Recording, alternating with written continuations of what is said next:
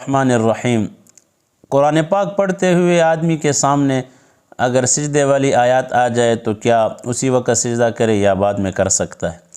تو آیات سجدے کی اسی پر سجدہ کرنا اسی وقت مناسب ہو تو واجب ہے، فوراً سجدہ کر لے۔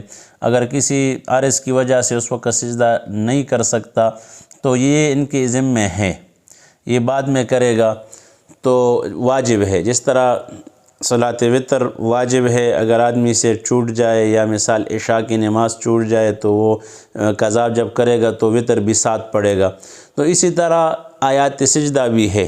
بہتر یہ ہے کہ آپ تلاوت کر رہے ہیں اور سجدے والی آیات آ گئی تو قرآن شریف بند کر کے ایک طرف رکھ کے رحیل کے اوپر یا ٹپائی کے اوپر اور سجدہ کرے۔